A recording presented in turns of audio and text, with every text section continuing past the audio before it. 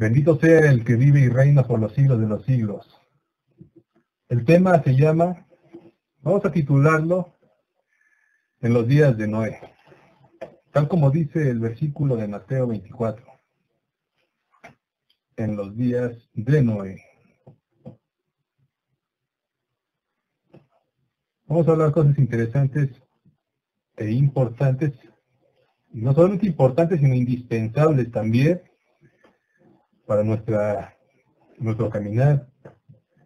Y este va a ser un tema de defensa, va a ser un tema de protección, cómo vamos nosotros a luchar en contra de todo este sistema gubernamental, mundano, el cual ya está llegando hasta el colmo de su perversión en muchos aspectos y muchas áreas, y lo cual podemos ver y corroborar a cada momento, a cada día. Pero nosotros somos hijos del Eterno, amén. Somos hijos de Yahweh. Por eso es que vamos a aprender a comportarnos como tal. Y no solamente eso, sino a confiar en Él. Porque todo hijo confía en su padre. Amén. Al menos debería. Todo hijo debería confiar en su padre. Y cuánto más siendo el Padre eterno, el Rey de los cielos. Y vamos a abrir este tema en el versículo de Mateo 24, versículo 37. Una declaración importante de nuestro Mesías. Dice en el libro de Mateo, capítulo 24, versículo 37, dice: Mas como en los días de Noé, así será la venida del Hijo del Hombre. Mas como en los días, dice el Señor, como en los días de Noé, así mismo será el regreso o la venida del Hijo del Hombre, de Yeshua HaMashiach, nuestro Mesías, nuestro Redentor, quien nos va a otorgar la salvación. Y no solamente una salvación temporal, sino una salvación eterna. Pero ¿por qué es crítico e importante este versículo? Este versículo es bien mencionado, por todos lados se escucha. Por todos lados lo escuchamos y a cada momento se habla acerca de los días de Noé y cómo está el mundo y cómo está aquí y cómo está allá y mira lo que hacen estos y bueno, todo eso. Y eso en cierto punto en sí es real, eso es verdadero. Pero vamos a considerar aún más de lo que podemos ver a simple vista en este versículo.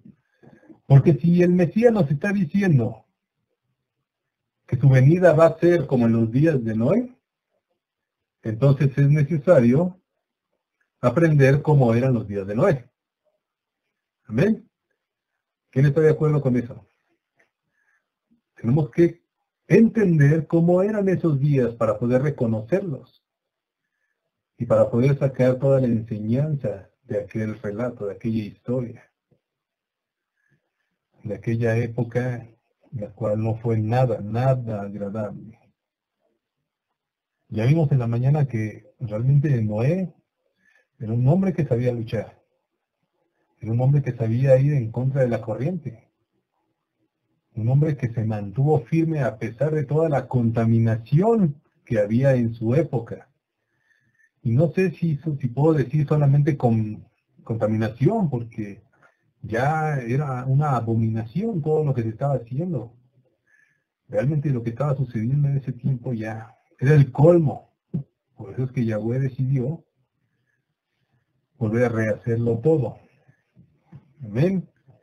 Entonces, la historia de Noé es uno de los relatos que más enseñanzas nos puede dar con respecto a los tiempos finales, ya que todo lo que ocurrió en aquellos tiempos volverá a ocurrir en los días postreros.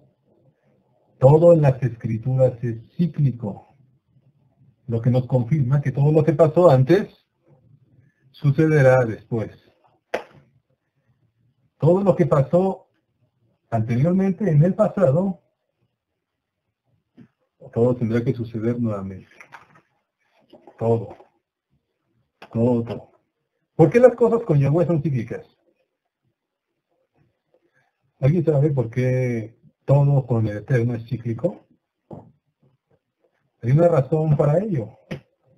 De hecho, hay varias razones, pero quiero recalcar una importante.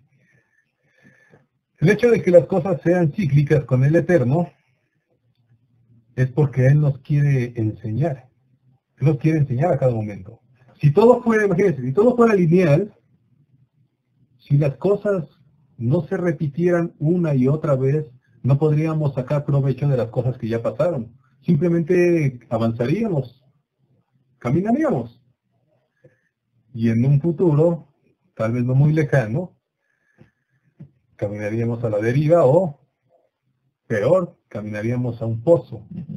¿Por qué? Porque no aprendemos nada. Simplemente avanzamos sin saber el rumbo que le vamos a llevar a nuestras vidas, sin nada que nos guíe, sin nada que nos motive. Pero si nosotros estamos repitiendo las mismas cosas, o si el Eterno nos muestra otra vez todo lo que sucedió antes, entonces sí podremos sacar una enseñanza.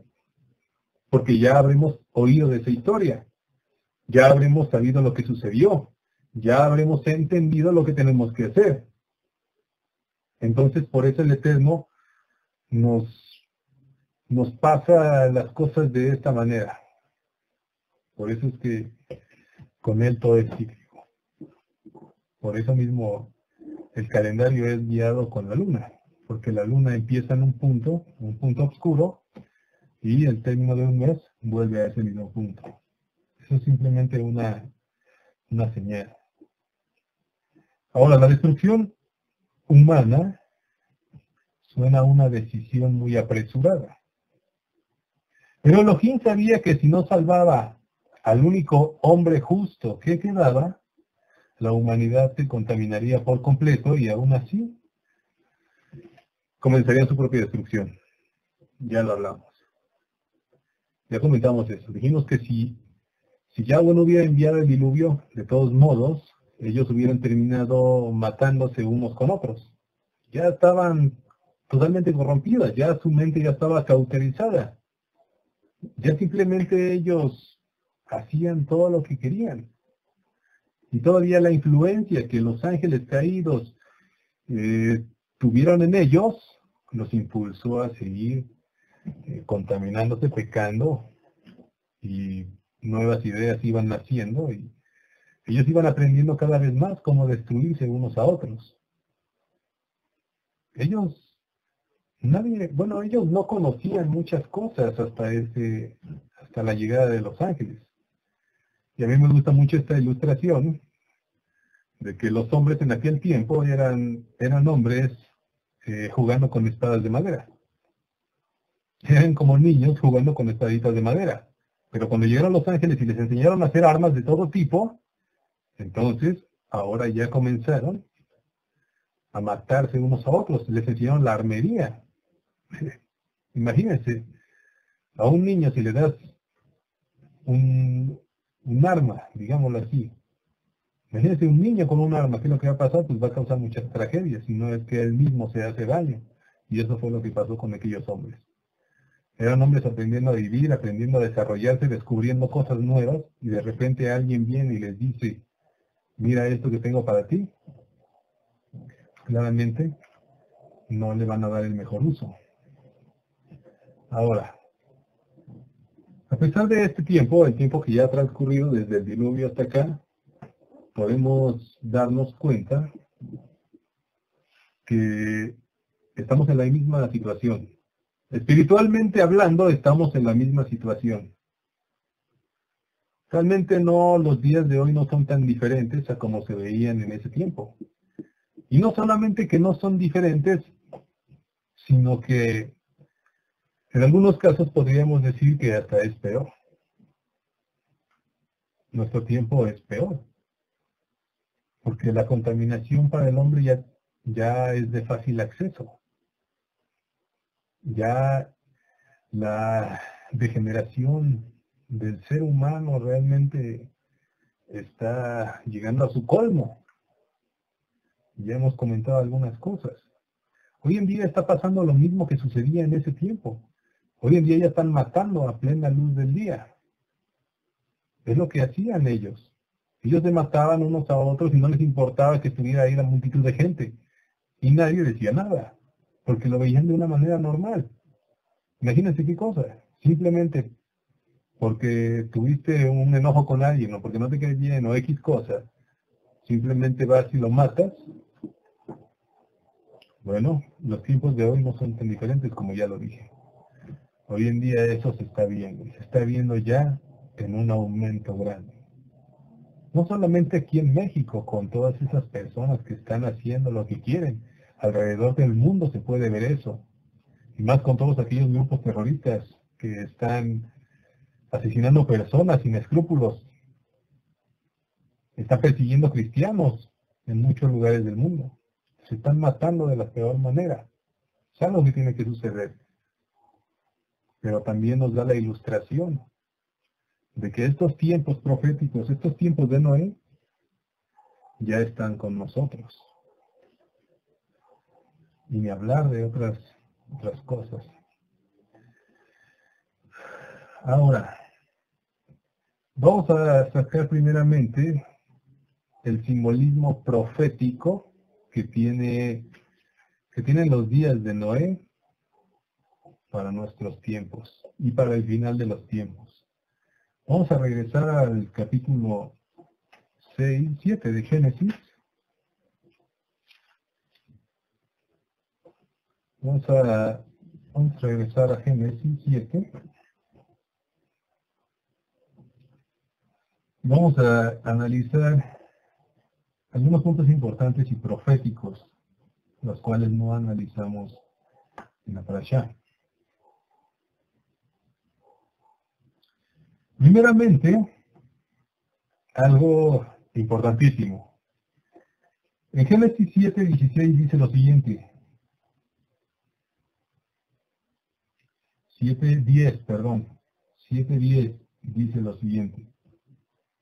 Y sucedió que al séptimo día las aguas del diluvio vinieron sobre la tierra. Dice, y sucedió que al séptimo día las aguas vinieron sobre la tierra. ¿Qué estamos viendo aquí? ¿Cuál es el simbolismo profético de esto? ¿Cuál es el séptimo día? Es el Shabbat. Es el Shabbat. El séptimo día es el Shabbat. Y dice aquí que el primer juicio que vino sobre la tierra, ¿cuándo comenzó? En el Shabbat. En el Shabbat. Lo que me recuerda a lo que dice Apocalipsis, es en...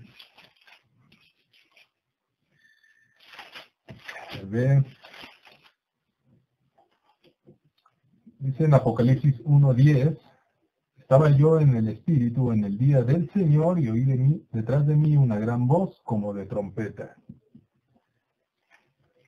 Eso lo dijo Yohanan. ¿Pero qué es lo que estaba viendo Yohanan? Estaba viendo juicios proféticos que le fueron anunciados para el final de los días. Y dice él que se encontraban ¿dónde? En el día del Señor. En el día del Señor.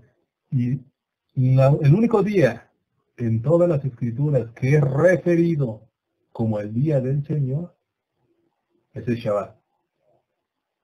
Ese es el único día el cual le es llamado el día del Señor. También se le nombra el día del Señor al día o el momento que Él regrese, pero es más común y más conocido como el Shabbat. Ahora consideremos esto. Yohanan era un judío que tenía todas las costumbres judías. ¿Ustedes no creen que él conocía perfectamente ese término del día del Señor? Por supuesto que lo conocía. Por eso fue que él lo dijo. Lo que quiso decir es que yo me encontré en el día de Shabbat, en el día del Señor, y oí detrás de mí una voz como de shofar. Regresamos a lo mismo. Yeshua dijo, como en los días de Noé, será la venida del Hijo del Hombre. Y si el primer juicio de la historia en todo el mundo inició en el día de Shabbat, ¿ustedes qué creen que suceda en el segundo juicio? O en el juicio final. Claro que va a iniciar en el día de Shabbat, no puede iniciar en otro día. Tiene que comenzar en el día de Shabbat. Y no solamente va a ser un Shabbat, sino que va a ser un Shabbatón, porque va a ser durante la fiesta de Yom Teruah. Va a ser durante la fiesta de las trompetas cuando Él aparezca en las nubes con todos sus ángeles. Y no solamente va a ser un día de trompetas, sino que tiene que ser también un Rosh Chodesh, el cual es lógico porque es el primero del mes. Pero también es un Shabbat. Esto ha sucedido. De hecho, ya nos ha tocado celebrar a nosotros un Yom Teruah que se junta con Shabbat y al mismo tiempo es un Rosh Chodesh. Esto es una pista grande para conocer proféticamente la temporada o el momento en el cual el Mesías va a regresar. Y Él nos los anunció. ¿No es cierto que la Escritura dice, todo fue anunciado desde el comienzo? Dice, todo fue anunciado en el principio. ¿Cómo se llama este libro? Bereshit. ¿Qué significa Bereshit? En el principio. Lo que la Escritura quiere decir es que toda la historia de la vida está anunciada en Bereshit. Todo está profetizado ahí. Por eso es que Yeshua dice, como en los días de Noé va a ser mi regreso. Eso es lo que nos está enseñando. Gloria a Dios que nos anuncia las cosas antes de que Él proceda. Imagínense si uno lo hiciera. Estaríamos en problemas muy grandes.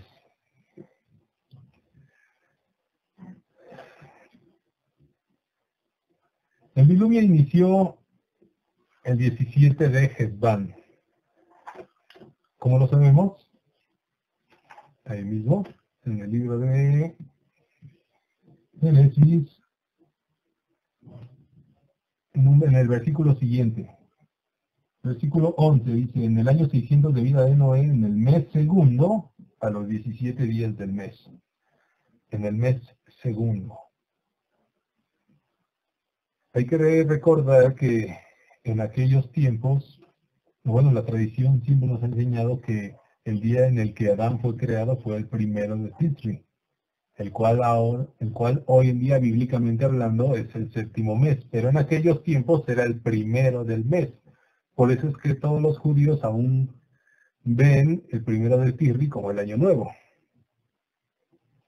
Por eso es que el segundo mes de esa época era el mes de Hesban. Inició el 17 de Hesban hasta el 28 de Kislev, cuando se cumplieron 40 días y 40 noches. Noé y su familia salen del arca el 17 de Nisan. Así Yahweh da la oportunidad de salvación para el hombre. ¿Qué es lo interesante de todo esto? ¿Qué es lo profético que podemos encontrar aquí? El 17 de Nisan fue exactamente el mismo día, casi 2500 años después del diluvio. Fue exactamente el 17 de Nisan cuando Yeshua resucitó. Fue el 17 de Nisan cuando Yeshua resucitó, el mismo día en el cual Noé salió del arca, sale toda su familia, Yahweh declara paz, Yahweh le dice que hace pacto con Noé y le da un nuevo comienzo, una nueva oportunidad de vida a todos los seres vivos, a todo el ser humano, a todos los hombres. Lo mismo que hizo Yeshua, Él muere, resucita el tercer día y da una nueva oportunidad a todos los hombres de arrepentirse de sus malos caminos y entrar o aceptar al Mesías Yeshua por fe y con fe. Eso es lo que sucedió. ¿Y qué pasó ahí? Yahweh nos dio ese regalo. Yahweh nos dio esa oportunidad de volver a Él. Ahora, es eso es muy interesante, realmente. Fíjense cómo todo está conectado. Todas las escrituras tienen una razón y todo tiene una conexión grande. Por eso es que esto se ha dicho mucho. Si no se conoce el principio del libro, no podemos entender el propósito del Mesías, a qué vino y qué es lo que va a hacer. No lo podemos entender si no tenemos el principio del libro primeramente aprendido, o por lo menos estudiado, por lo menos con un poco de conocimiento, si no, imagínense. Ahora, algo curioso por si no se lo habían preguntado. ¿Por qué Yahweh tuvo que mandar el diluvio y rehacer todo por medio de Noé? ¿Por qué tuvo él que rehacer todo por medio de Noé? ¿Por qué no simplemente él destruyó todo, lo desapareció todo completamente y hizo un reinicio? Desde cero. Comenzar desde cero. Desde el principio creando, no sé, nuevos seres vivos o X cosa. ¿Por qué? ¿Por qué fue que él lo hizo de esta manera? Todo esto, primeramente, tuvo que ver con la misericordia del Eterno que tuvo con Noaj, ya que según la Escritura nos dice que él halló gracia.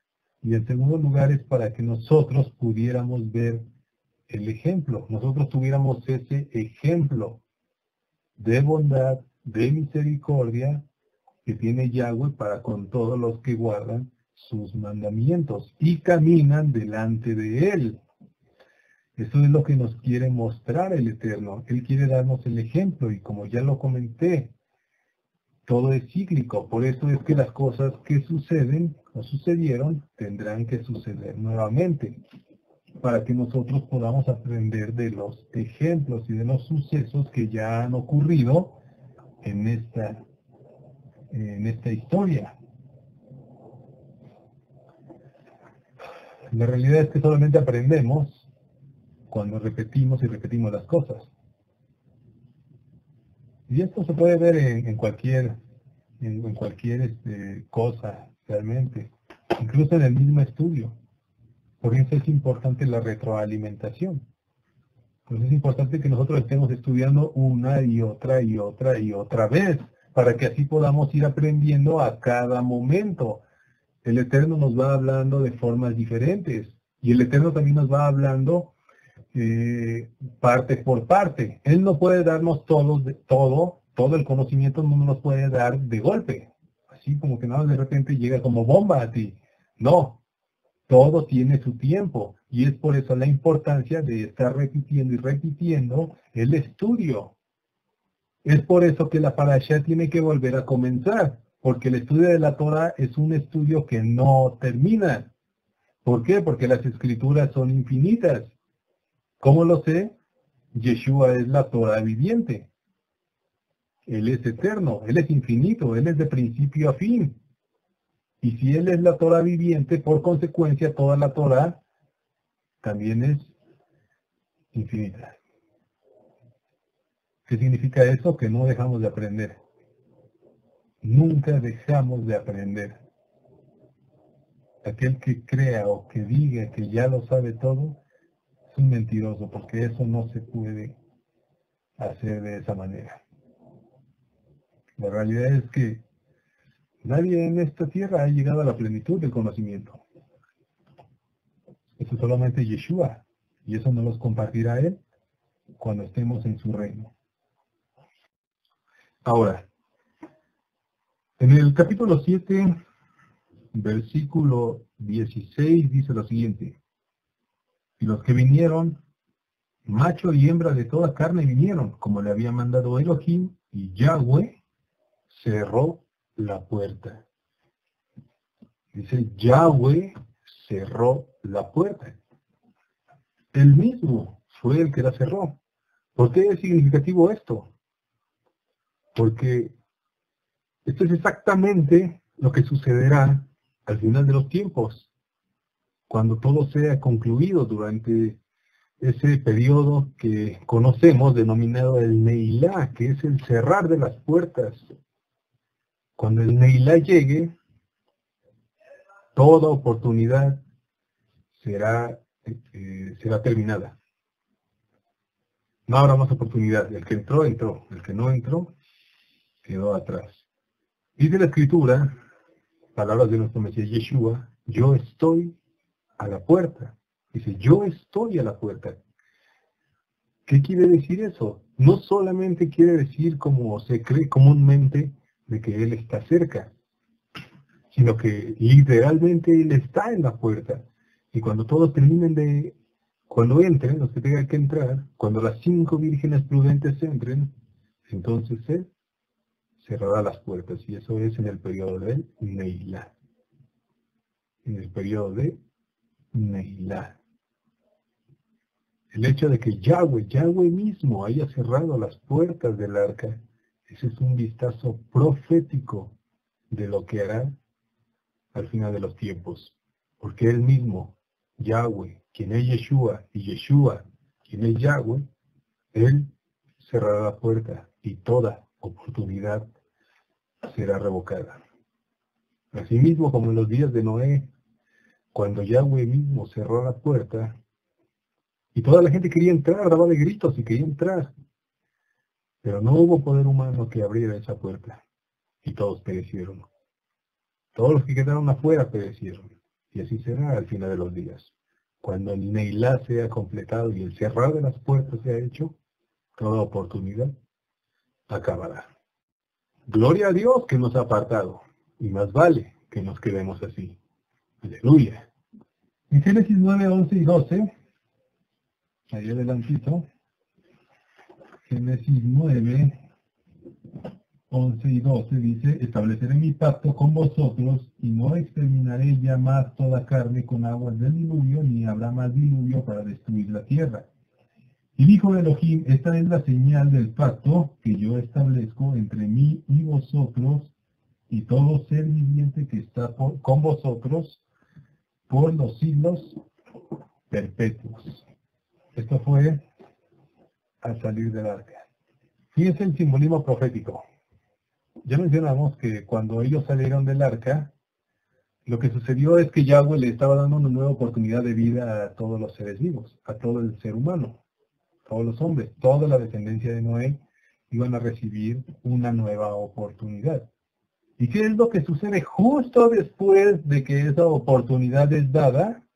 Se establece un pacto. ¿Cuándo mismo sucedió eso? Con el mismo Yeshua, cuando Él resucita exactamente el mismo día que Noé salió del arca con toda su familia, Él confirma el pacto. ¿Cuál pacto? El nuevo pacto. En ese pacto que dice que Él escribirá su Torah en nuestra mente y en nuestros corazones. Él establece un pacto. Era necesario que esto sucediera, porque ya lo hablamos, bueno, lo comenté, todo gira alrededor de pactos. Sin pactos no tendríamos una relación con el Eterno. Realmente no tendríamos una relación con Él si no fuera por estos pactos. Noé, bueno, ¿cuántos estaban en el arca? 8 personas. 8 personas fueron las únicas que sobrevivieron de toda esa destrucción masiva. Y no solamente eso, sino que Noé, como se le conoce en la Escritura, era el octavo anunciador de justicia o predicador. Noé era el octavo predicador de justicia. Fíjense cómo está ahí en relación el número 8. ¿Qué significa el número 8 en las Escrituras? Nuevos principios, nuevo comienzo, rehacer todo, volverlo nuevo. Eso es lo que sucederá en el octavo milenio, cuando todo sea creado como nuevo. ¿Qué dice la Escritura? Cielos nuevos y tierra nueva. Eso sucederá en el octavo milenio. Fíjense cómo se está relacionando todo esto con que Noé haya salido del arca. En la segunda carta de Kefa, segunda de Pedro, capítulo 2, versículos 4 y 5, dice así. Segunda de Pedro 2, 4 y 5. Dice lo siguiente. Porque si Elohim no perdonó a los ángeles que pecaron, sino que arrojándolos al infierno los entregó a prisiones de obscuridad para ser reservados al juicio. Y si no perdonó al mundo antiguo, sino que guardó a Noé, pregonero de justicia, eso es anunciador o predicador de justicia, con otras 7 personas trayendo el diluvio sobre el mundo de los impíos. Él es el octavo predicador de justicia. Fíjense cómo lo está llamando Kefa, el octavo. ¿Pero qué creen? Realmente Noé no era la octava generación. Noé era la 10ª generación, desde Adán hasta Noé. En Génesis 5 están las generaciones. Primero fue Adán, después Set, después Enos, después Cainán, después Mahalalel, después Enoch, después Jared, después Matusalén, después Lamec y al final Noé. Esas fueron las 10 generaciones desde Adán hasta Noé. Entonces, si Noé era la 10ª generación, ¿por qué es que Pedro le está llamando el octavo predicador de justicia? ¿No debería de ser el 10º predicador de justicia? ¿Cómo es que él se ganó ese derecho? Bueno, si tomamos en cuenta algunos datos importantes, Enoch, dice la escritura que él no murió. Él caminó con Elohim, pero él fue llevado en vida. Él fue llevado en vida con Elohim, por lo cual esa sucesión del predicador de justicia pasó a su hijo, pasó directamente a su hijo. Y para los tiempos de Noé, Lamec ya había muerto. Así que Noé fue contado o fue tomado como el octavo predicador en línea. Fíjense, esto es realmente curioso y significativo, porque lo voy a volver a comentar. El 8 es bien significativo. Noé se ganó ese título, el octavo predicador de justicia, representando el octavo milenio, donde todo volverá a ser nuevo, que fue lo que sucedió cuando ellos salieron del arca. Y no solamente eso, sino que 8 personas fueron salvadas. ¿Coincidencia? Absolutamente no. No hay coincidencias cuando se trata del Eterno. Pero entonces, ¿por qué el diluvio? ¿Por qué necesariamente tuvo que haber un diluvio? ¿Por qué Yahweh no destruyó o no levantó juicio contra la tierra por otro método, otro medio? ¿Por qué precisamente el diluvio? Fíjense, esto lo estuve meditando en la semana. Ya después, cuando vi algunos datos, lo corroboré, y esto es bien significativo. En Mateo 3:11 dice así, palabras de Yohanan el Inmersor. Mateo 3:11. Yo a la verdad os bautizo en agua para arrepentimiento, pero el que viene tras de mí, cuyo calzado yo no soy digno de llevar, él es más poderoso que yo, y él os bautizará en el Espíritu Santo y fuego. Agua y fuego. Esos son los elementos. Vamos un momento al libro de Números 31:23. Números 31, versículo 23, y dice así. Todo lo que resiste el fuego, por fuego lo haréis pasar, y será limpio. Bien que en las aguas de purificación habrá de purificarse, y haréis pasar por agua todo lo que no resiste el fuego. Esta es una orden de Yahweh, una orden directa para la purificación están hablando de las ganancias de guerra, del botín, vaya. Pero dice Yahweh que todo será purificado con agua y con fuego. Todo lo que sea capaz de resistir el fuego, dice que tú lo purificarás con fuego. ¿Están empezando a ver la conexión? Era necesario que el diluvio viniera, porque lo que sucedió en el diluvio no fue otra cosa más que una mikvé. Una mikvé. Eso fue lo que sucedió. ¿Qué es una mikvé? Es un baño purificador. Es una inmersión completa en agua. Eso es una mikvé. Eso fue lo que sucedió durante el diluvio. Toda la tierra se hizo mikvé. Se sumergió en el agua para así ser purificada. La tierra ya estaba completamente corrompida. Entonces era necesario que hubiera una limpieza antes de reiniciar todo de nuevo. Por eso es que tuvo que venir el diluvio. Eso fue como un bautismo, digámoslo así. Pero más correcto fue una mikveh, una inmersión en agua. Ahora, ¿qué es lo curioso de todo esto? Agua y fuego, ¿cierto? El primer juicio o la primera purificación del mundo fue con agua, lo que nos indica que la segunda purificación del mundo será con fuego.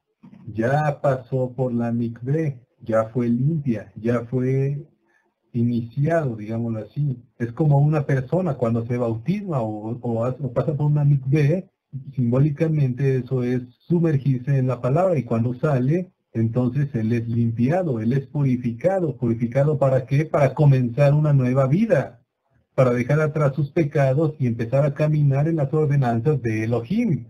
Eso es lo que pasó con la tierra, fue sumergida para que después de que las aguas se secaran, entonces todos comenzaran una nueva vida para caminar con Elohim.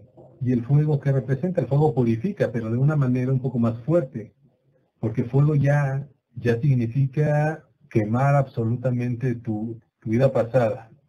Eso es lo que significa. El fuego ya quema, destruye absolutamente todo. Y luego nuevamente tiene que pasar por agua. Una ilustración de esto podría ser un incendio forestal, digámoslo así. Un incendio forestal. ¿Qué es lo que pasa en un incendio forestal? Bueno, todo es destruido. Pero si le vuelve a llover, ¿qué sucede? Reverdece. A pesar de que todo se ve negro por el fuego, cuando la lluvia, el agua vuelve a entrar en acción, lo que sucede es que vuelve a brotar. Y ese es el proceso que está llevando Yahweh con toda la humanidad.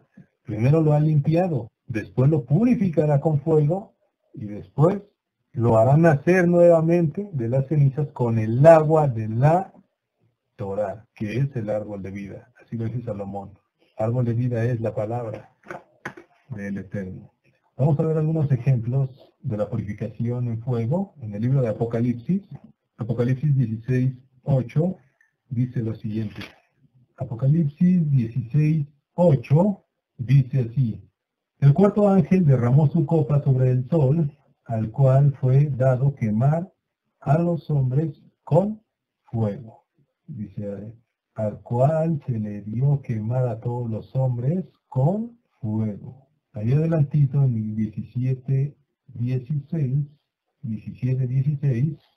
dice así. Y los 10 cuernos que viste en la bestia, estos aborrecerán a la ramera y la dejarán desolada y desnuda, y devorarán sus carnes y la quemarán con fuego.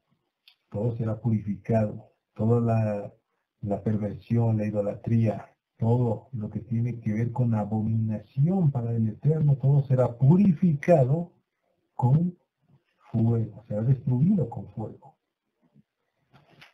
Y un capítulo siguiente, en el 18:8, dice así, por lo cual en un solo día vendrán sus plagas, muerte, llanto y hambre, y será quemada con fuego, porque poderoso es Elohim el Señor, que la juzgue. ¿Será qué? Será quemada en fuego. Ahí está. Ese es el proceso. Por eso es que estas cosas tuvieron que ocurrir. Por eso es que el diluvio tuvo que venir. El diluvio no fue otra cosa más que una purificación de la tierra.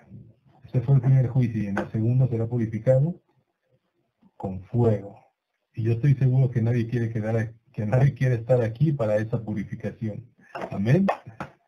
¿Alguno quiere estar aquí para esa purificación? Nadie quiere estar aquí para la purificación con el fuego. Ahora, ¿qué podemos aprender de todo esto de la vida de Noé? Primeramente analicemos su nombre. El nombre de Noé, bueno, ya lo vimos, es Noaj. Noaj es el nombre hebreo de Noé. Pero Noaj no es en sí un nombre, sino que es una palabra que se usa cotidianamente, lo cual significa descanso, consuelo, conforme, comodidad, agradable o agradar. Las letras hebreas para Noah son Nun y Het. Son dos letras hebreas que forman la palabra Noah, Nun y Het, lo cual Nun significa vida y Het tiene que ver con el agradecimiento. Si juntamos estas dos palabras y lo vemos desde una forma literal, lo que tenemos es lo siguiente. Vida te lleva a agradecimiento. Vida te lleva a agradecimiento. ¿Cómo interpretamos eso? Dice que Noah significa cómodo, agradable, conforme, lo cual nos muestra que Noé era una persona que estaba completamente conforme con todo lo que él tenía, con todo lo que el Eterno le daba. Él no necesitaba más, él no reprochaba más, él no exigía más. Él estaba completamente conforme con lo que ya tenía. Y eso fue un punto grande que le garantizó o lo calificó para hallar gracia delante de Elohim. Ahora, lo interesante está aquí. La palabra gracia es la palabra hebrea gen. Gen es la palabra hebrea para gracia. Y las letras hebreas son Het y Nun. Het y Nun, las mismas y exactas letras del nombre Noah. Solamente que a la inversa. El mismo simbolismo, el mismo significado, el mismo valor numérico para estas palabras. Y ahora, si lo vemos desde un fondo literal, con el significado de estas letras, lo que encontramos es lo siguiente. En realidad, o en la actualidad, lo que la palabra gracia significa es agradecimiento te lleva a vida. El agradecer te lleva a vida. Eso es la palabra gracia. ¿Alguien está entendiendo lo que significa todo esto? ¿Cuál fue la caída del hombre? ¿Cómo lo nos cuenta Romanos 1? Dice que el hombre cayó ¿cuándo? Cuando dejó de ser agradecido. Cuando dejó de darle la gloria a Elohim, entonces fue su ruina. Y dice aquí que gracia es agradecer al Eterno por lo que tú tienes. Y si tú agradeces, entonces eso te llevará a tener gracia. Gracia delante de Elohim. Eso es lo que significa. Y eso es lo que nos enseña en la actualidad. Gracia claramente es un favor inmerecido, como bien lo sabemos. Pero fíjense este simbolismo y este entendimiento acerca, o más profundo acerca de esta palabra. Het y Nun. Al agradecimiento te lleva a vida. Eso fue lo que causó que Noé hallara gracia ante los ojos de Elohim, que él agradecía por todo. Él agradecía por todo. Y yo estoy seguro que él agradecía todos los días porque Yahweh le daba la voluntad, la fuerza y le permitía mantenerse alejado de toda esa vida corrupta que se vivía en su época. Realmente la Biblia no menciona si Noé era un hombre de posibilidades económicas. No lo menciona como otros nombres, como Abraham, como Isaac, como Jacob, como Job, hombres que eran ricos, como los reyes. No lo menciona si él tenía riquezas en su tiempo. Pero sí nos enseña algo. Sí estamos aprendiendo algo de este hombre. No sabemos si tenía mucho o poco. Lo que sí sabemos es que él agradecía todo. Él estaba conforme, como lo dice su nombre. Cuando nosotros alcanzamos esa, no conformidad, sino comodidad, estar satisfechos con lo que el Eterno hace por nosotros a cada momento, entonces encontraremos el descanso y hallaremos gracia. Fíjense la enseñanza que nos está dejando. Nada más el nombre de Noah, el nombre de este hombre, ejemplo para toda la humanidad. ¿Por qué creen que dice Yahweh que él es el ejemplo para todo el mundo como lo leímos? ¿Por qué creen que él dice que él es el ejemplo? Porque esto es lo que Yahweh quiere que todos hagamos, que le agradezcamos. Esto se ha hablado ya con anterioridad. La gratitud te abre las puertas al cielo. La ingratitud te la cierra definitivamente. Te entrega a pasiones vergonzosas como lo declara Shaul en Romanos 1. Y eso fue lo que sucedía en los tiempos de Noah. Todos estaban en pasiones vergonzosas, con abominaciones y tantas inmoralidades que se vivían en esa época. ¿Por qué? Porque no glorificaban a Elohim. Cuando nos encontramos cómodos con Elohim, entonces se llama la gracia, es cuando le agradecemos por todo. Debemos dejar de quejarnos por todo lo que no tenemos. Dejar de ver a los demás. ¿No es cierto que dice Salomón? Dice, no codicies los bienes de aquel y de aquel. Dice, no codicies sus bienes. Tenemos algo más grande, tenemos a Elohim con nosotros. Debemos dejar de ver a los problemas para así poder ser salvados del diluvio en tu vida. Saber que todo es para bien y empezar a agradecer por todo lo que pasamos y Él te librará en un arca. Ahorita vamos a entrar en eso. Eso es bien interesante. Vamos a seguir analizando a este hombre. Pero antes de ello, vamos a 1 de Corintios, capítulo 10, versículos 5 y 6. 1 de Corintios 10, 5 y 6. Dice así: pero de los más de ellos no se agradó Elohim, por lo cual quedaron postrados en el desierto. Mas estas cosas sucedieron como ejemplos para nosotros, para que no codiciemos cosas malas como ellos codiciaron. Dice, esto está hablando de los hebreos en el paso del desierto, pero nos está dando una enseñanza importante. Dice que todo lo que ocurrió antes es ¿para qué? Para ejemplo. Es para ejemplo, para que nosotros aprendamos de las historias, para que nosotros aprendamos lo que sucedió con el mundo, con las personas, cómo procedieron, cómo tenemos que actuar, cómo no tenemos que actuar, y todo eso. Todo es para ejemplo. Bendito sea Él. Regresando a Génesis 6, en el versículo 9, vamos a retomar este punto y dice, estas son las generaciones de Noaj. Noaj, varón justo, era perfecto en sus generaciones, con Elohim caminó Noé. La palabra hebrea para justo es sadik. Esa es la palabra hebrea para justo. Quiere decir justo, derecho o recto. El término justo designa al justo que conserva su pureza moral en medio de todas las tentaciones y seducciones que le rodean. Este fue en efecto el caso de Noaj, quien se mantuvo apartado de la depravación y la perversión de su siglo, de su época, de sus tiempos. Él se mantuvo recto. Esa es una definición de la palabra sadik. Él no se dejó manipular o no se dejó llevar por las cosas que él veía a su alrededor.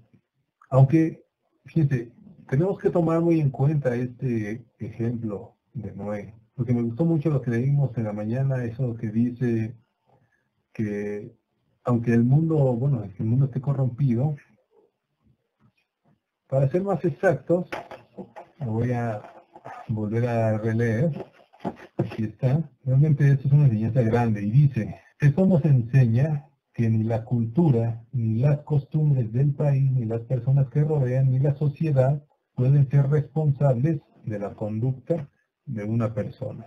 Así que no podemos echarle la culpa al sistema del mundo, porque si nosotros tenemos el fiel deseo de mantenernos en el camino de Elohim, entonces no habrá manera o no habrá nadie que pueda cambiar eso. Lo que cambia no es el mundo, ni sus deseos, ni sus seducciones, sino somos nosotros. Nuestro deseo cambia. Empezamos a flaquear y nos dejamos manipular y arrastrar por esa corriente llamada mundo.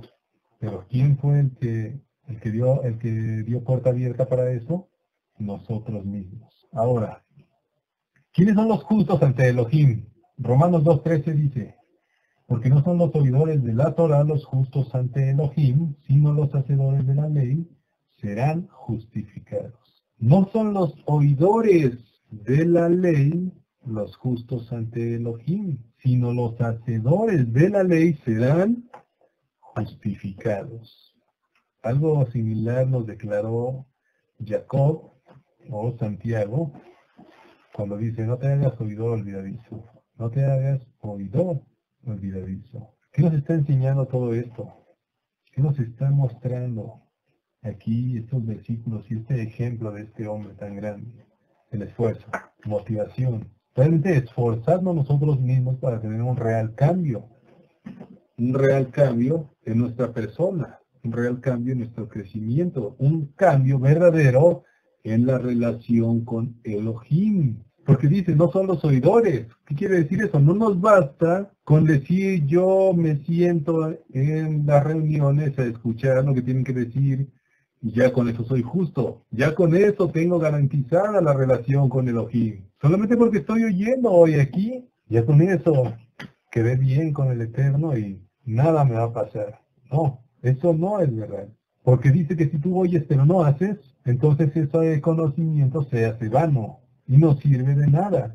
Lo dijo Santiago, dice, muéstrame tu obediencia sin obras y yo te mostraré mi obediencia por las obras, por lo que yo hago, por cómo procedo, por cómo cumplo estas cosas que el Eterno nos ha mandado. Esa es la verdadera obediencia, la verdadera emuná. Por eso dice aquí no son los oidores, no solamente con escuchar se gana el cielo. El escuchar es un inicio, el escuchar es una motivación también.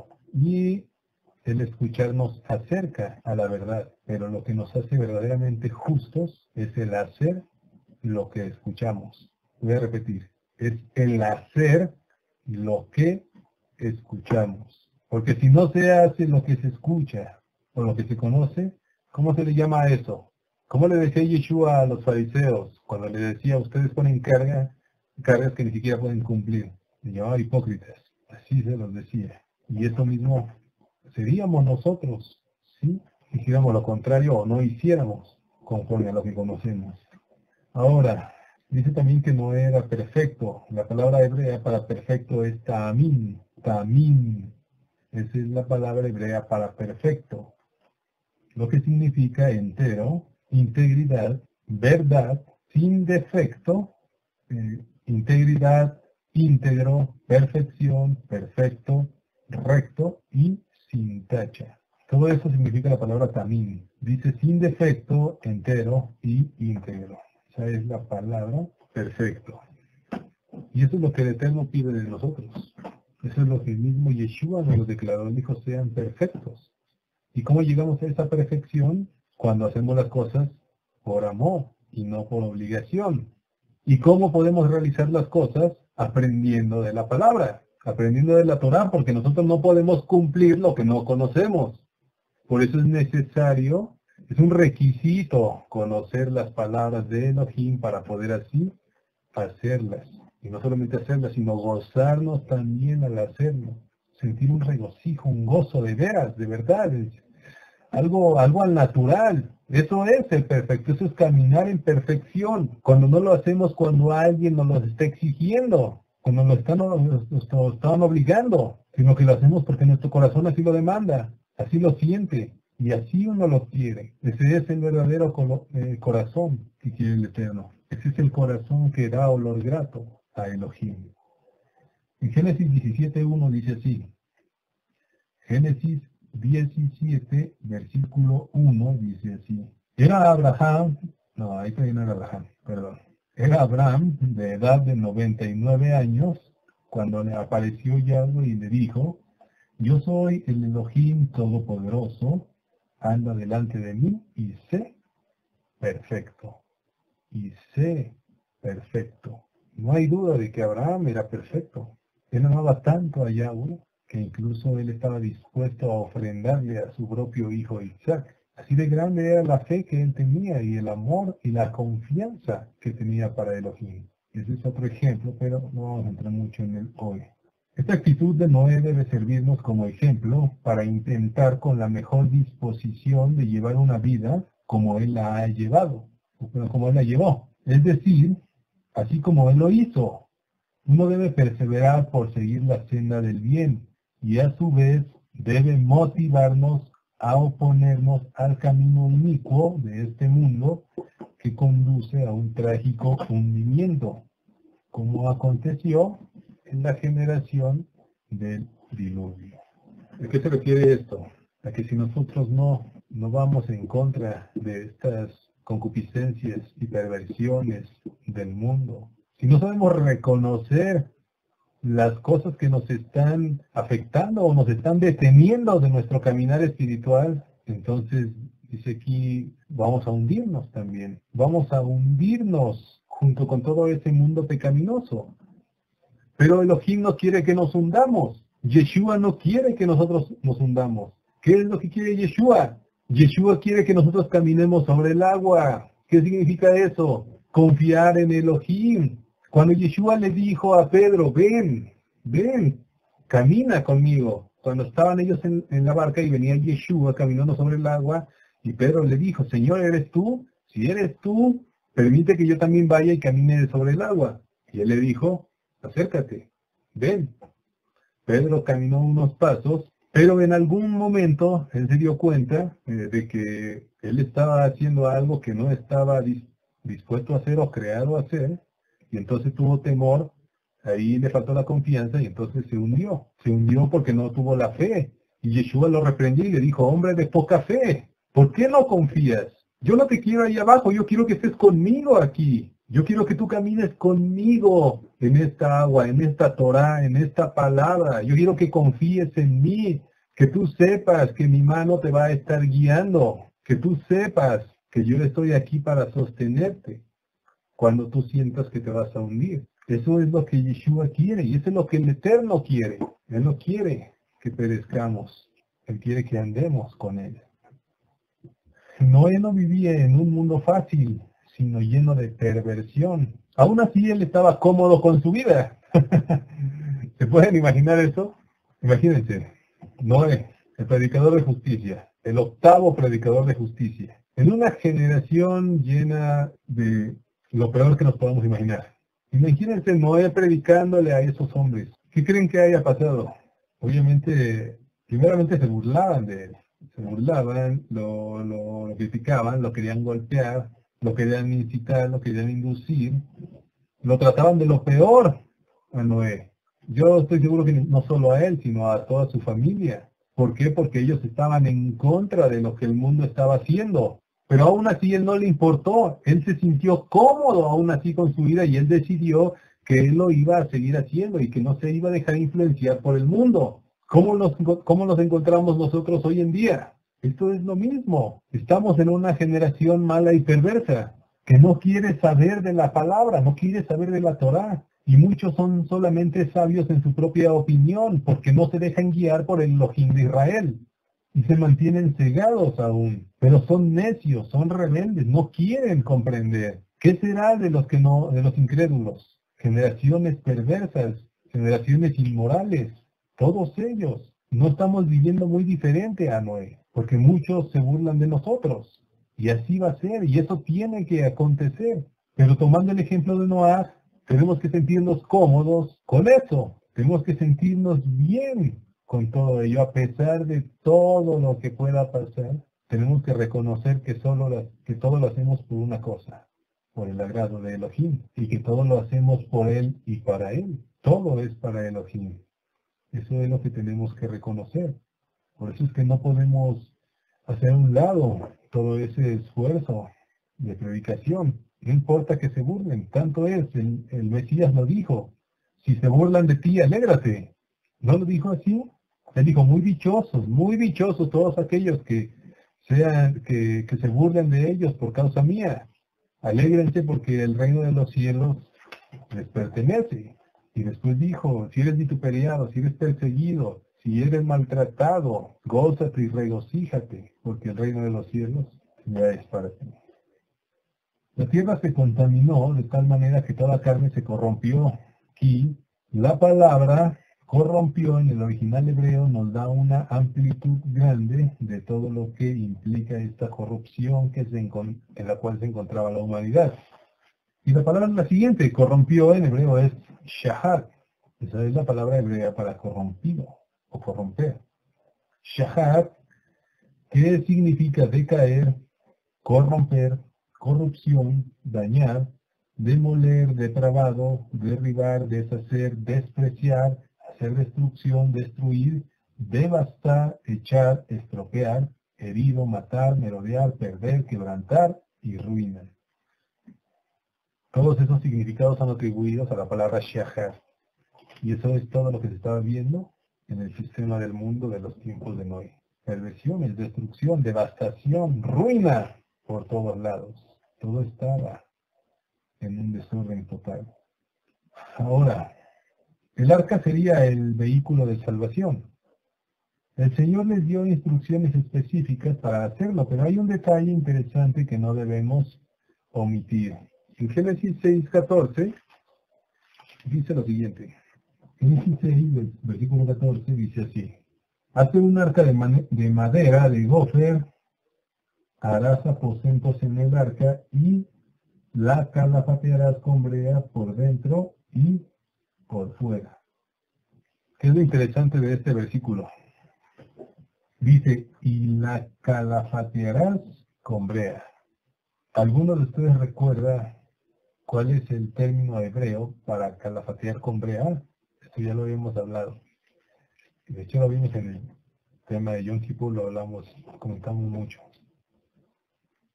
Calafatear con brea, el término hebreo que es atribuido para calafatear con brea es kafar. Kafar es lo que significa cubrir con brea. ¿Y qué significa kafar? Kafar significa expiar, expiación. Eso es lo que significa kafar. Expiar es el cubrir tu pecado, cubrir tu vergüenza, como sucedió con la primer pareja humana cuando fue desterrado del jardín.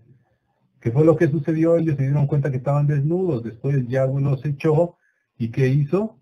Hizo kafar, hizo expiación por ellos, sacrificó un animal y los vistió, los cubrió con pieles de animales. Hizo una expiación, él los cubrió su vergüenza, su pecado. Dice aquí, la cubrirás con brea. Todo el arca tenía que ser cubierta con brea para evitar la humedad y todo ello. Tenía que ser por dentro y por fuera. Pero ¿qué es lo que nos enseña todo esto? Bueno, que incluso la misma arca era un medio de expiación. Era un medio para limpiar todo el pecado de la tierra. Fue el medio de salvación, pero ese diluvio sirvió para purificar y para expiar el pecado de toda la tierra. Calafatear y brea viene también de kofer, de la misma raíz que es kipur, que literalmente significa expiación. Ahora, el arca fue el medio de salvación. Amén. Pero ¿cómo podemos encontrar el arca hoy en día?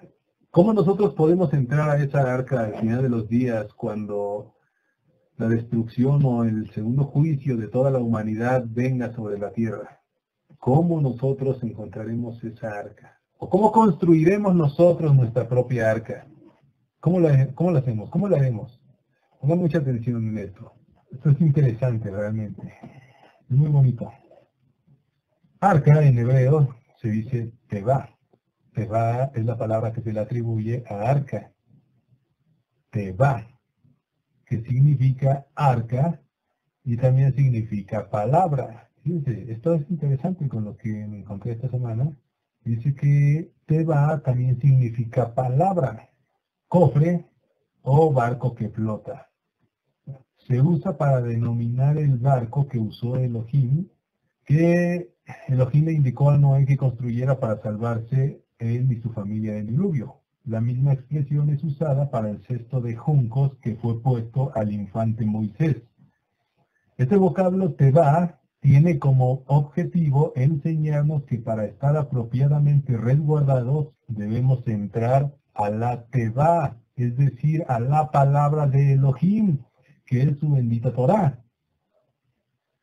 Esa es el arca. Esa es nuestra arca. La palabra de Elohim.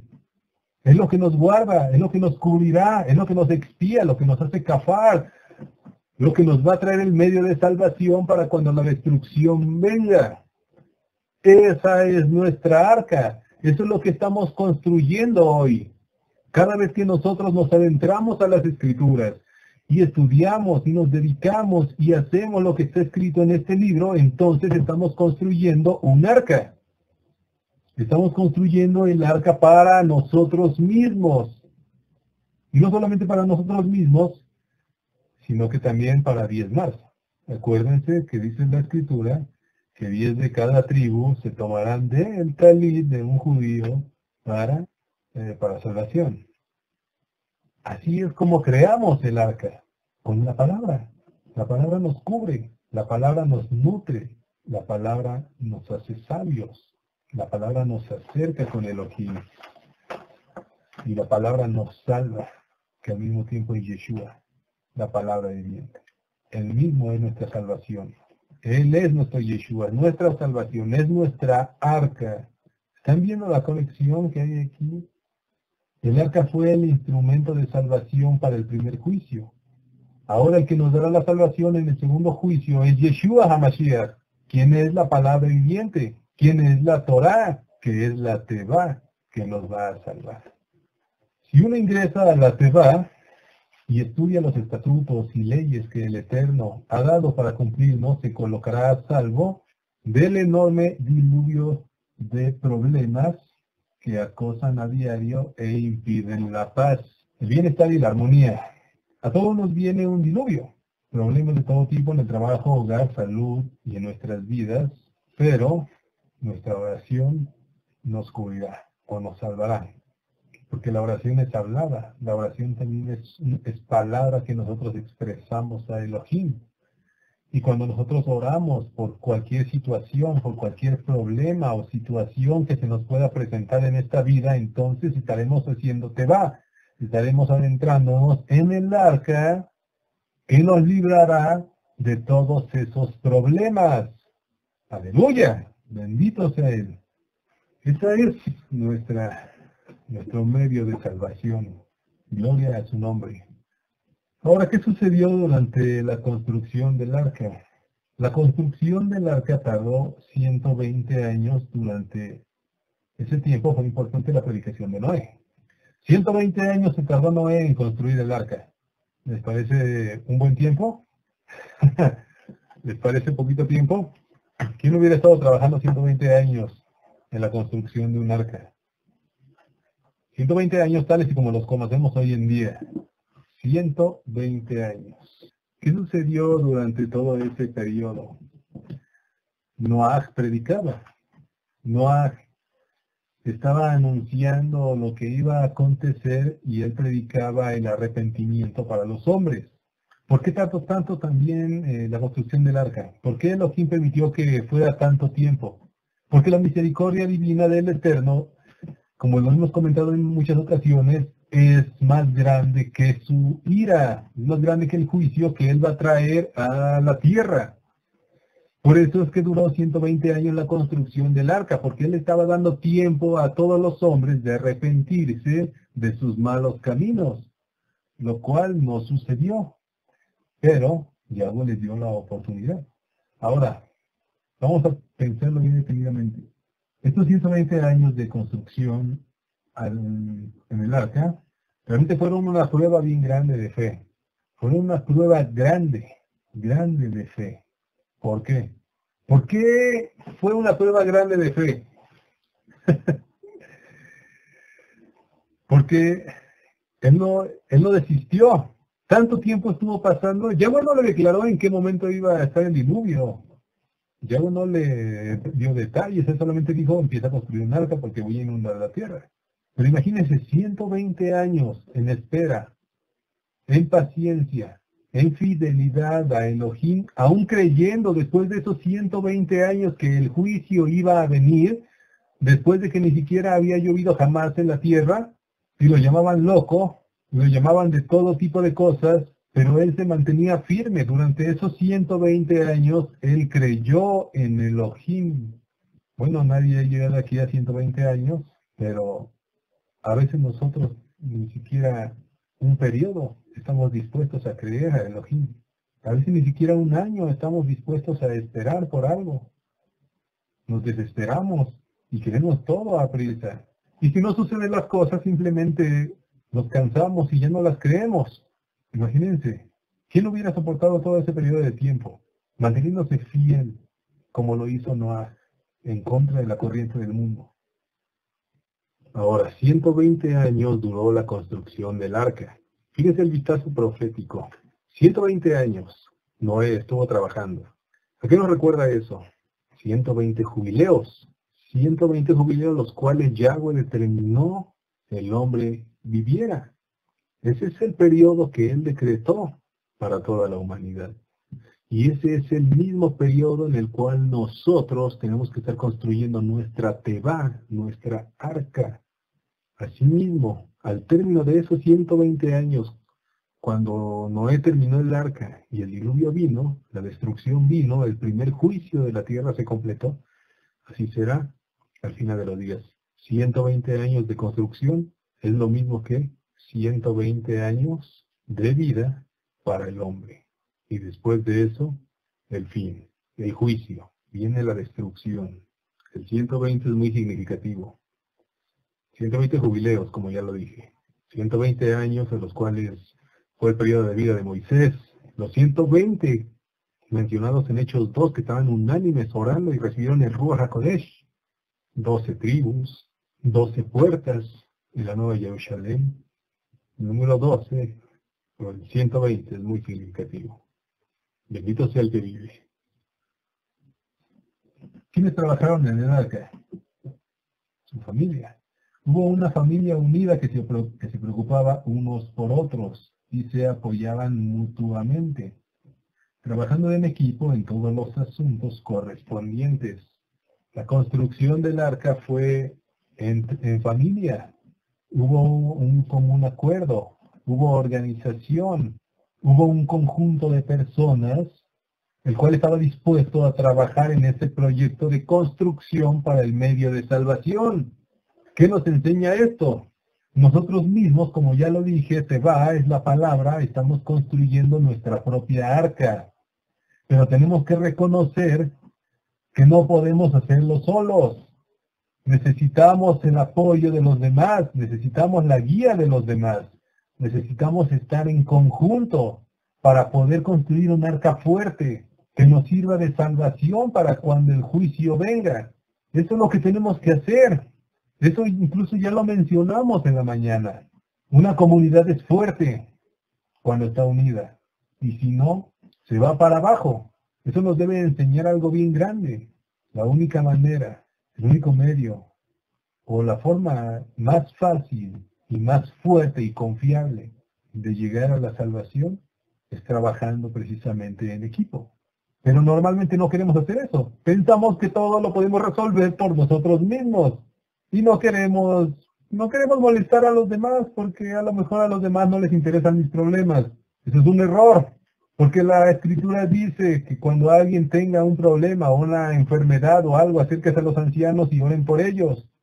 Pero si nosotros mismos no somos comunicados con el cuerpo, con el conjunto, entonces no vamos a salir del hoyo en donde estamos, no vamos a desarrollarnos como debiéramos de hacerlo. Tenemos que quitarnos todos esos pensamientos que nos están deteniendo de un crecimiento real, en unión, en comunión.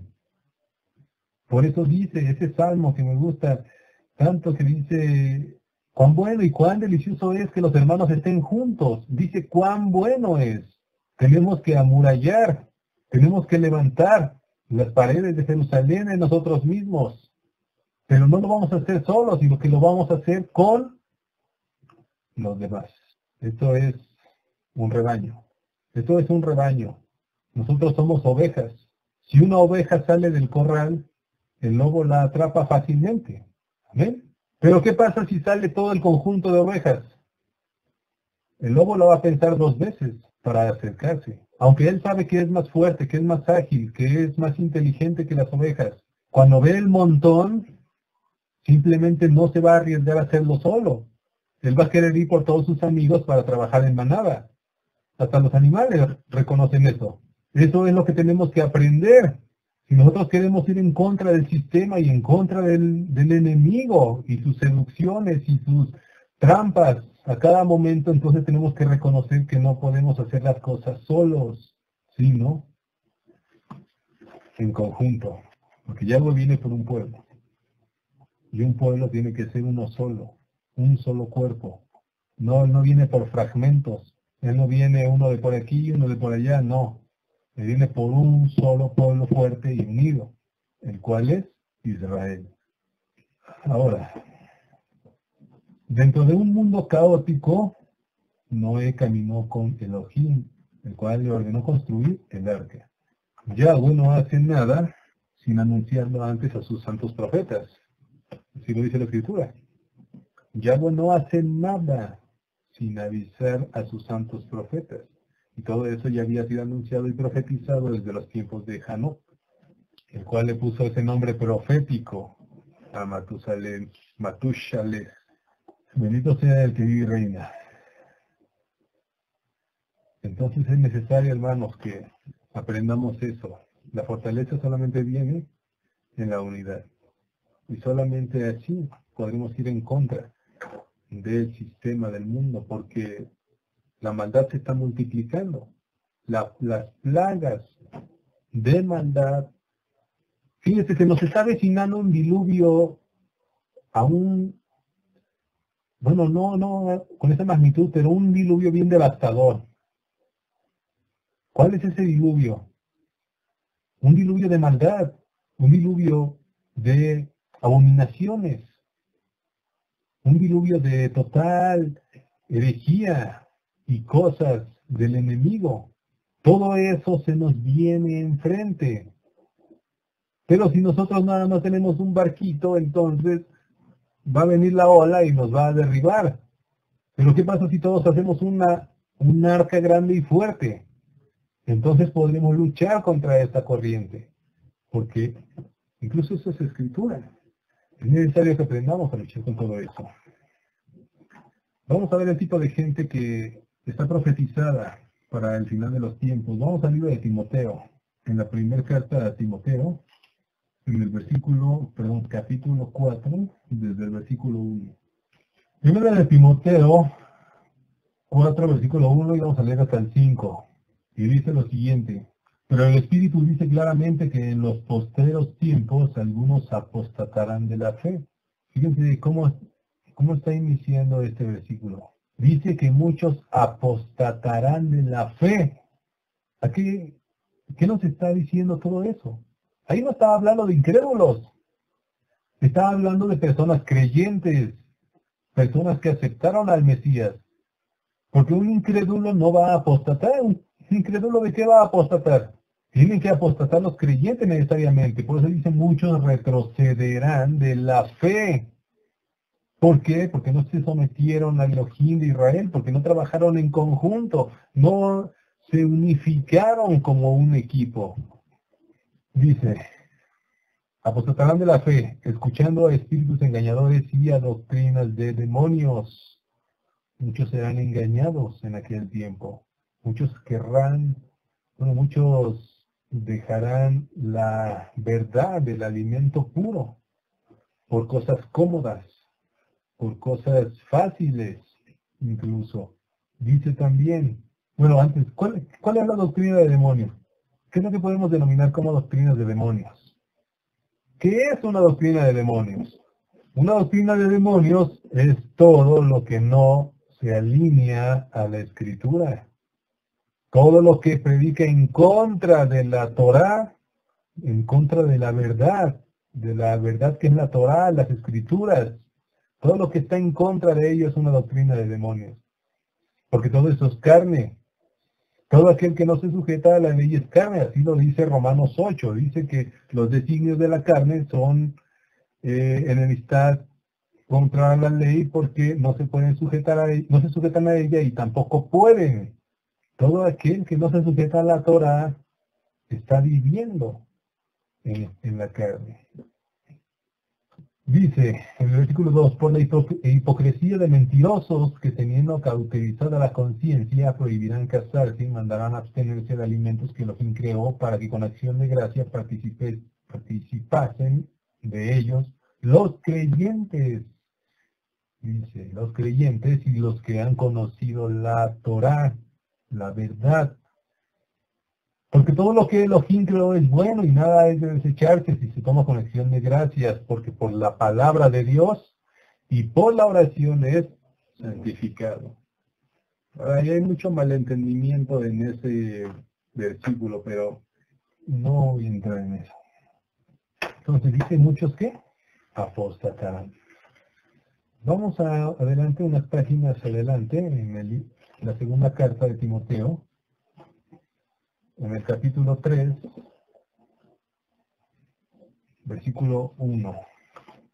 Vamos a recordar este listado de personas o de tipos de personas que presentará que se presentarán en los últimos tiempos.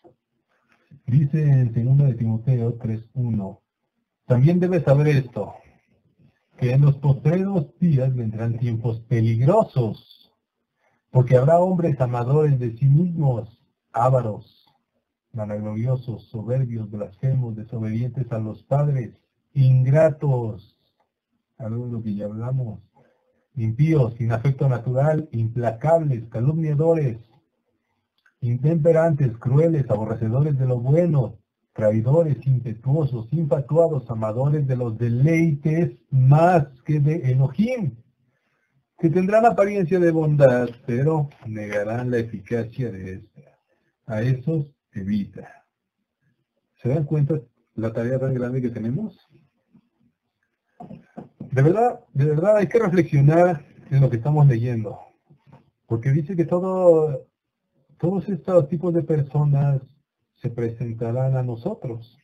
Fíjense que todas las personas que vamos a tener que lidiar, todas las personas que vamos a tener que evitar, como dice ahí, por decirlo así, porque nuestra misión es predicarles, pero habrá personas que no querrán de la Torah, entonces se pueden convertir en un peligro para nosotros, como dice el inicio del capítulo. Imagínense todo esto, toda esta ola de gente que tenemos en nuestra contra.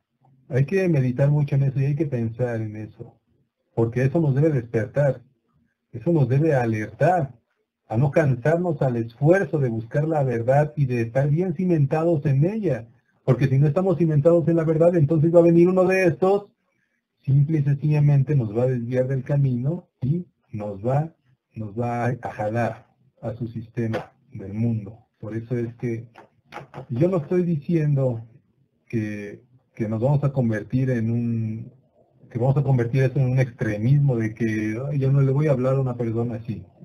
No, eso no es lo que quiero decir. Lo que quiero decir no es que te aísles completamente, que te vayas a una isla desierta donde no haya todo este tipo de personas. No. Lo que estoy diciendo es que no nos dejemos engañar o absorber por todo su proceder, por todo lo que ellos hacen. Eso es lo que nos está diciendo Shaul. A eso se refiere cuando dice a estos evita contaminarte con ellos. No quiere decir que te pongas a 10 metros de ellos. Simplemente no contaminarnos con ellos. ¿Y cómo logramos eso? Con la madurez espiritual. Con la madurez espiritual con la cual de verdad nos hemos cimentado en la roca que es Yeshua. Hemos sido apartados. Amén. Yahweh nos ha hecho Kadosh, que quiere decir apartados, especiales. Lo mejor o lo más inteligente que podemos hacer es quedarnos así. Dice, la consecuencia de estar alejado de Elohim es destrucción. Como dice Gálatas 5:17, todo lo que el hombre siembra, eso también cosecha. Gálatas 5:17, si lo quieren anotar.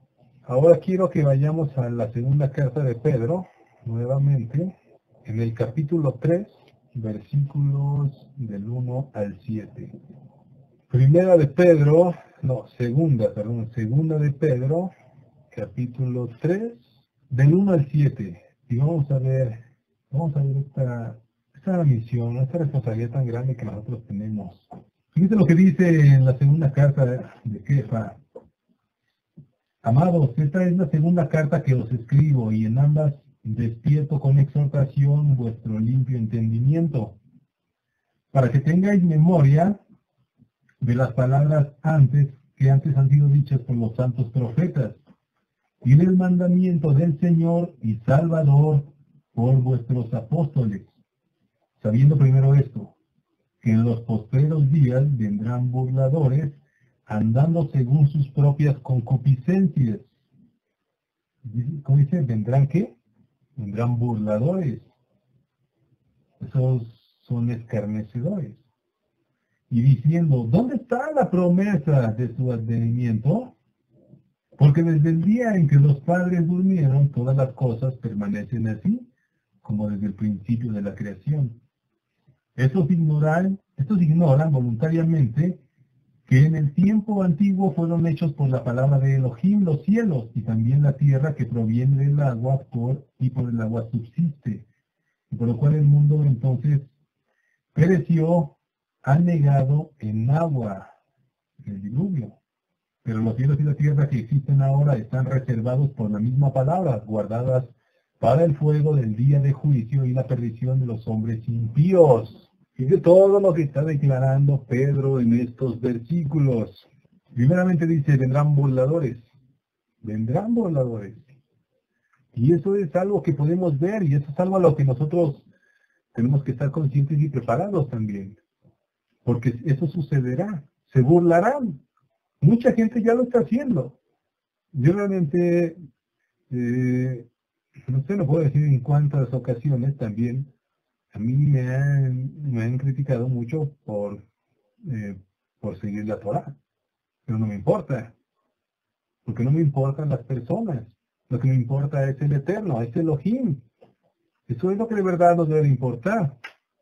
Dice, burladores que andan según sus propias concupiscencias, su propio desorden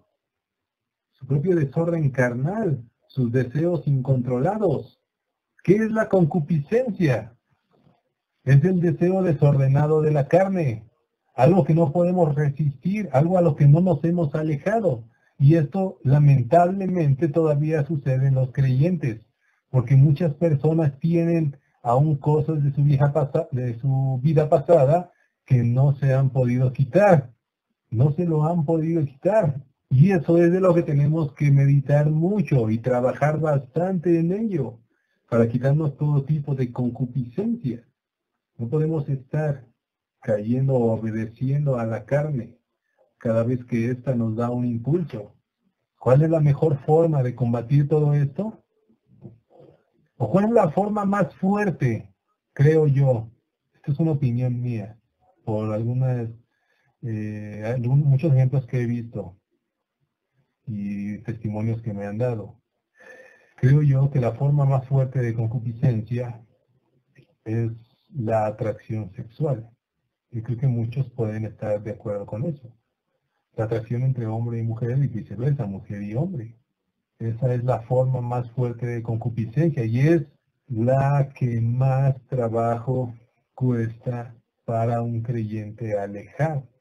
Uno tiene que trabajar bastante en eso. Yo sé que muchos ya se han limpiado de todo eso y gloria a Dios. Pero sí es importante mencionar todo esto, realmente. Porque el que aún tiene deseos incontrolados con el sexo opuesto, entonces eso quiere decir que no ha crecido mucho. Y eso no puede ser. Eso no puede suceder. Y eso es solo un ejemplo porque hay muchas formas también de desorden de la carne. Ahora dice cómo van a decir estos burladores. ¿Dónde está la promesa? ¿Dónde está tu Mesías? No que iba a llegar en el año 2000. No que el mundo se iba a acabar en este año. No que el mundo aquí y allá. Muchas veces, ¿quién no ha escuchado eso a cada momento? Realmente eso sucede. ¿Cuántos falsos hombres y mujeres están anunciando el fin del mundo desde quién sabe cuántas veces? Pero bueno, en mi opinión personal, yo creo que Elohim eso lo permite, ¿saben por qué? Yo creo que todos esos anuncios de que el mundo se va a terminar en tal fecha y todo esto y aquello, primeramente es un modo de preparación para los incrédulos para que ya no crean, para que los incrédulos se queden incrédulos, se queden ciegos. Y en segundo lugar, yo lo veo como la fábula de Pedro y el lobo. ¿Se acuerdan de la fábula de Pedro y el lobo? ¿Quién se acuerda de aquel niñito que gritaba, ahí viene el lobo? Que decía, ahí viene el lobo, ahí viene el lobo. Y entonces todos se asustaban y se escondían. Y solamente era una broma. Y así lo repitió varias veces, pero cuando el lobo de verdad llegó, ¿qué fue lo que pasó? Él gritó, ahí viene el lobo, y nadie le creyó. Nadie le creyó porque muchas veces ya había anunciado que el lobo estaba ahí. Entonces yo creo que todos estos anuncios del fin de la tierra no es otra cosa más que Pedro y el lobo. Para que cuando la verdadera destrucción venga, las personas no lo crean. Esto es una preparación mental para todos aquellos incrédulos que no se están alumbrando con la luz de la Torá. Eso es algo que nosotros tenemos que ayudar a las personas. Dar vista a los ciegos como lo hizo Yeshua, porque esa misma autoridad pasó y responsabilidad pasó a sus discípulos. Ahora, hoy se burlan, pero al final creerán, al igual que el diluvio. Ya cuando el agua vino, entonces todos creyeron y querían salvarse. En Apocalipsis 1.7 dice, he aquí, viene con las nubes y todo ojo le verá. Dice, todo ojo le verá. Y todos los linajes de la tierra harán lamentación por él. Hoy no creen, pero llegará un día en el que lo hay. Hay de aquellos que no decidan arrepentirse a tiempo. Y el tiempo, perdón, el tiempo y la espera de nuestro Mesías es una prueba grande de emuná. Amén. Simplemente el hecho de esperar que el Mesías venga es una prueba grande de fe, de que creemos que Él vendrá. ¿Cuántos creen que Él vendrá? ¿Cuántos creen? Amén, aleluya. Y el hecho de mantenernos en esa promesa y en esa creencia es una muestra grande de nuestra fe por Él. Tal como Noé, 120 años en espera del diluvio y aún así creía. Dice en el libro de Habacuc, aunque tarde la profecía, aún así, espéralo, que vendrá. Para lograr una fe perfecta debemos reconocer a Yeshua que Él es Elohim y que todo es para nosotros y todo lo que está fuera de Él, todo lo que está fuera de Él no lo necesitamos para nada, siguiendo su camino en perfecto amor y dedicación a Él. Para lograr esta perfecta fe es necesario reconocer que lo único que necesitamos es a Él, solo a Él.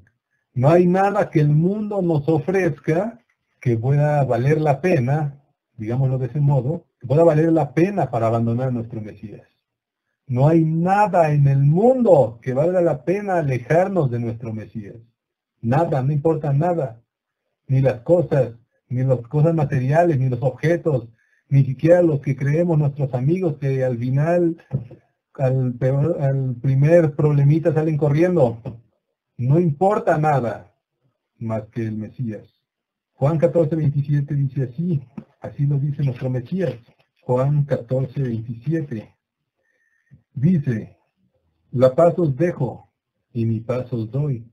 Yo no la doy como el mundo la da. No se turbe vuestro corazón ni tenga miedo.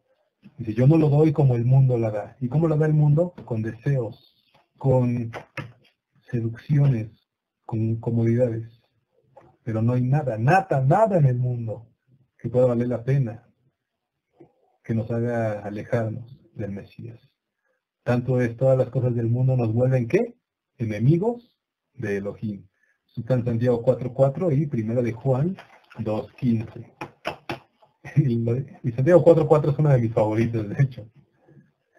Es aquel versículo donde dice, oh almas adúlteras, ¿no sabéis que la amistad con el mundo es enemistad con Elohim? Vamos concluyendo. Estos son los tiempos en los que es bien necesario reflexionar en todo y mantenernos sobrios ante las seducciones del mundo y sus concupiscencias. Querrán persuadirnos para alejarnos del camino. Debemos guardar los ojos. Importantísimo, guardar los ojos realmente. Porque dice la Escritura que los ojos es ¿qué? La ventana del alma. Y si nuestra alma está sucia, nuestra vestimenta está sucia. Y si no tenemos la vestimenta correcta, no podremos entrar a las bodas del Cordero cuando llegue el momento. Nos dirán, no, tú no estás vestido del traje del novio, de bodas, perdón. ¿Sabes qué? Sáquenlo de aquí, llévenlo allá afuera donde está el crujido y el lloro de dientes. El crujido de dientes, el lloro y el crujido de dientes. Gloria a Dios. Nos llevarán locos, fanáticos, aburridos, religiosos. No importa, es algo que tiene que suceder. Solo bendícelos y sigue tu camino. Y muy importante, es tiempo de predicar el arrepentimiento genuino a toda persona. Y en conclusión, hoy estamos construyendo nuestra propia teba, nuestra propia arca, por y con la palabra del Eterno, cubriéndonos de su gloria, luchando contra la corriente de todos estos sistemas mundiales y corruptos. Caminemos pues con Elohim y mantengámonos justos y perfectos como lo hizo Noaj, estando cómodos con todo lo que el Eterno nos ha dado, dándole gracias en todo momento y en toda situación para poder hallar gracia ante sus ojos y seamos librados de la destrucción. Y vamos a concluir con dos proverbios. Primeramente, en el capítulo 14, versículo 11, libro de Mishlei, capítulo 14, versículo 11, y dice así. Voy a leer estas. Yo puse aquí los proverbios en otra traducción que me gustó más que la Reina Valera, y les voy a leer los que tengo aquí. Anótenlo solamente Proverbios 14, 11 y 10, 25. 14, 11 y 10, 25. Dice en el 14:11, la casa de los malvados sucumbirá y la tienda de los rectos prosperará. Y en el Proverbio 10:25 dice, cuando pasa por el mundo una tormenta, extirpa al malvado, y el justo permanece firme como fundamento del mundo. ¿Cómo? Lo voy a repetir. Cuando pasa por el mundo una tormenta, extirpa al malvado, y el justo permanece firme como fundamento del mundo. Bendito sea Yahweh Sebaot. Hasta aquí el tema de esta semana.